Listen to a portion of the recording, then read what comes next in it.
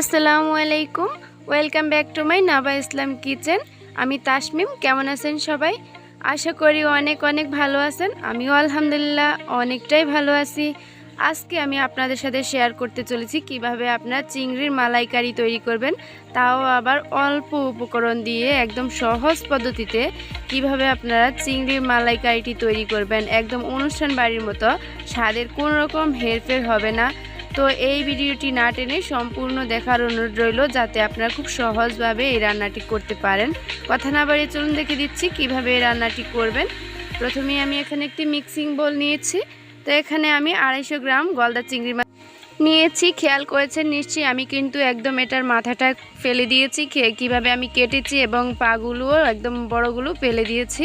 এখানে আমি মোটামুটি মাঝারি সাইজের মাছগুলো নিয়েছি।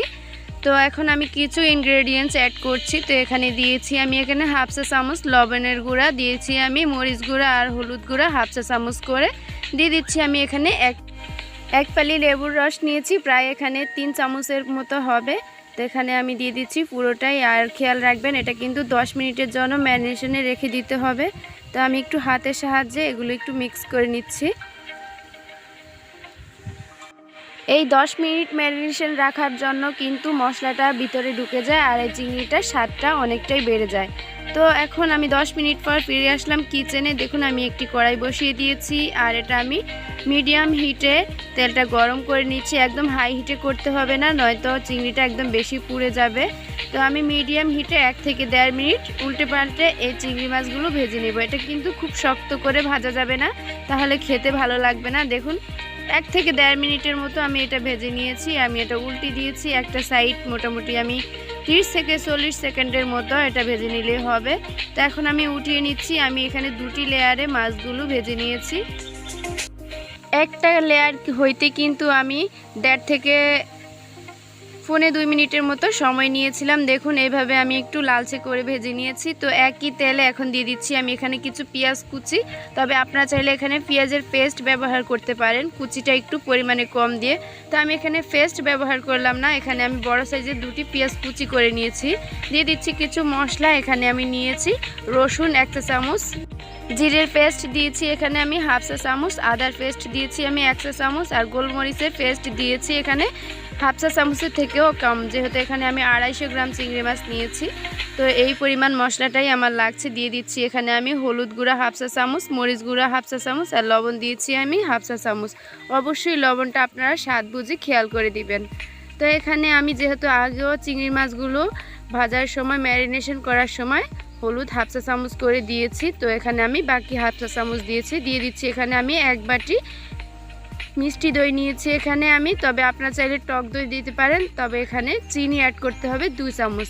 তো এখানে আমি মিষ্টি দই দিয়েছি আর দিয়ে দিচ্ছি আমি এখানে লিকুইড দুধ। এখানে আমি গরুর জাল করা লিকুইড দুধটা নিয়েছি।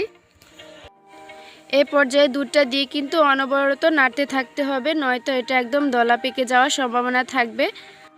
এ পর্যায়ে ছোট্ট একটা টিপস, আপনারা চাইলে কিন্তু এখানে গুঁড়ো দুধটাও ব্যবহার করতে পারেন। তো এখানে আমি দিয়ে দিচ্ছি 4টি কাঁচামরিচ, এটা কিন্তু ফ্লেভারের জন্য।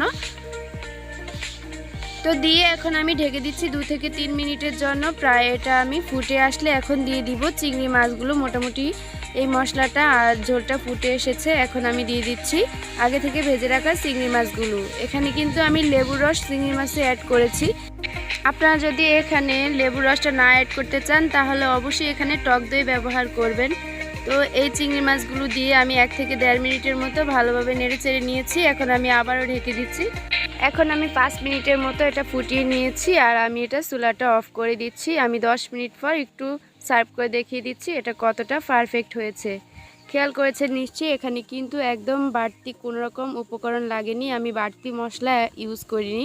এখানে কিন্তু খুবই অল্প উপকরণে ঘরে থাকা কয়েকটা জিনিস দিয়ে কিন্তু আমি এই চিংড়ি মালাইকারিটি তৈরি করেছি। এই ধরনের সহজ সহজ ভিডিওগুলো পেতে চ্যানেলটি যদি এখনও সাবস্ক্রাইব করা না থাকে, অবশ্যই চ্যানেলটি সাবস্ক্রাইব করার অনুরোধ রইল। আর এই রান্নাটি ভালো লেগে থাকলে অবশ্যই কমেন্ট করে জানাবেন কেমন হয়েছে। আজকের মতো এখানেই বিদায় নিচ্ছি। কথা হবে নতুন কোনো ভিডিওতে। আল্লাহ হাফেজ।